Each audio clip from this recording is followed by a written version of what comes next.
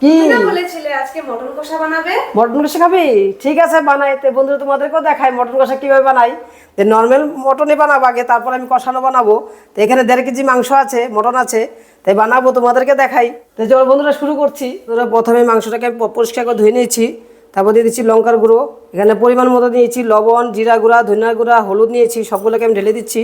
যেহেতু 1.5 কেজি মাংস আছে, এখানে দিয়ে দিচ্ছি সরষের তেল মাখার মধ্যে, দিয়েছি পেঁয়াজ, রসুন, আদা সব পেস্ট করে নিয়েছি, ওইটাকে আমি ঢেলে দিচ্ছি। বন্ধুরা দেখা এখানে 1 প্যাকেট আদা রসুনের পেস্টও দিয়ে দিচ্ছি, যাতে যত আদা রসুন পেস্ট পড়বে তত টেস্টটা ভালো হবে। এখন ভালো মতো মেখে নিব, আর যত মাখাটা ভালো হবে তত টেস্টও হবে। মটনের নিয়মই আছে, যত ভালো মতো মাখা হবে তত টেস্ট বেশি হবে, আর সম্পূর্ণ পারফেক্ট হইলে খাওয়াটাও টেস্টি হয়, তরকারিটা গ্রেভি টাইপের হবে। এখানে আমি 4টা রসুন নিচ্ছি, আস্তা রসুন, এটাকে মেখে নিচ্ছি। এবার বসে দিয়েছি, এখন আমি দিয়ে দিচ্ছি সরষের তেল ঢেলে, দিয়ে দিচ্ছি আমি 2টা তেজপাতা সম্বাস, দিয়ে দিচ্ছি পেঁয়াজ রসুন সম্বাস। পেঁয়াজটাকে আমি ভাজা ভাজা করে নিচ্ছি একদম লাল করে, যাতে সম্বাসের পেঁয়াজটা ভাজা ভাজা করতে হবে। এখন আমি মাংসটাকে ঢেলে দিচ্ছি।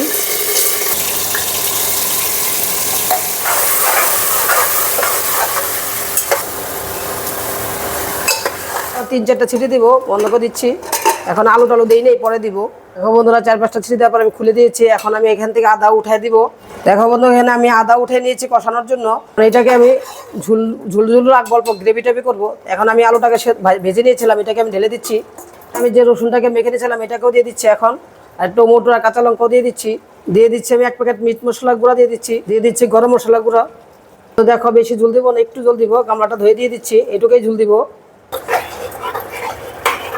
বন্ধু দেখো এখন কষানোর জন্য আমি কড়াই বসে দিচ্ছি, এখন ঢেলে দিচ্ছি তেল, পেঁয়াজ সবার দিয়ে দিচ্ছি।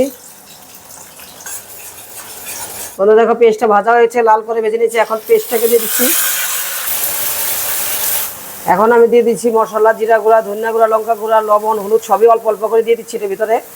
দিয়ে দিচ্ছি আদা রসুনের পেস্ট, মিট মশলা গুঁড়া। দেখো বন্ধুরা মশলাটা তেল ভাবা এসে গেছে, এখন আমি মাংসটাকে ঢেলে দিচ্ছি। এখন এটাকে আমি ভাজা ভাজা করে শুকনো শুকনো করবো। দিয়ে দিচ্ছি টমেটো সস, দিয়ে দিচ্ছি সয়া সস,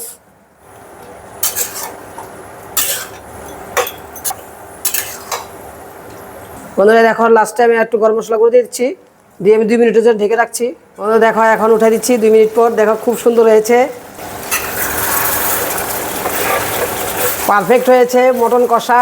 তোমরা এভাবে বানায় খাবে, খুব ভালো লাগবে। বন্ধুরা ভিডিওটা ভালো লাগে বেশি করে শেয়ার করবে, ফলো করবে, সাবস্ক্রাইব করবে, আর নতুন নতুন ভিডিও দেওয়ার জন্য উৎসাহ রাখবে। বন্ধুরা সবাই ভালো থাকো, টাটা বাই বাই।